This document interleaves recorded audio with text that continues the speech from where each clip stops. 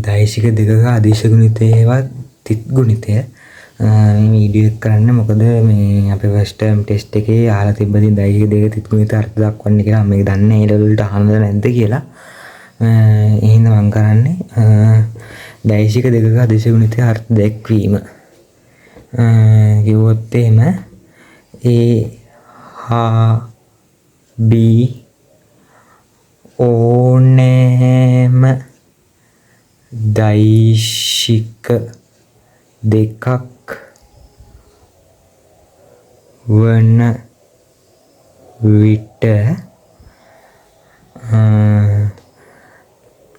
A හා B මගින්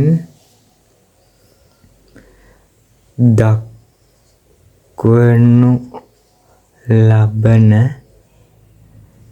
A තිත B සමානයි A මාපාංක B මාපාංක cos theta යන අදිශ රාශියෙන්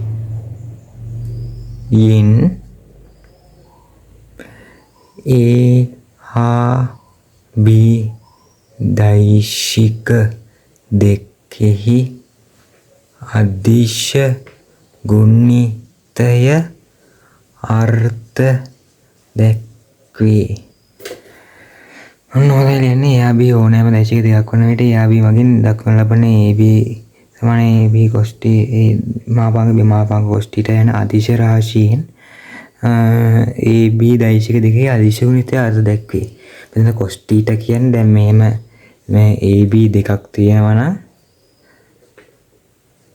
මේ දෙක අතර කෝණය අහන්න. අපි ඒකට උදාහරණයක් බලමු. මෙතන දෛශික දෙකක් තියෙනවා AB කියලා. දැන් අපි ඒකේ ගුණිතය සැලකුවොත් එහෙම අපිට දීපු සූත්‍රයෙන් කියන අර්ථ දැක්වීමෙන් AB තිත් ගුණිතය දාන්න පුළුවන් A මාපාංක B මාපාංක cos θ කියලා. දැන් මේක අපි බැලුවොත් එහෙම හරියට A මාපාංක කියන්නේ ඔය වෙනවා OA වතාවක් B cos θ මේ B මාපාංක cos θ කියන්නේ OB වතාවක් B වතාවක් cos θ OB cos θ කියන්නේ මොකද්ද? මේකේ cos θ කියන්නේ OC.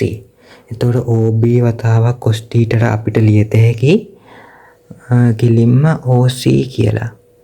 වතාවක් OA සමානයි A තිත B.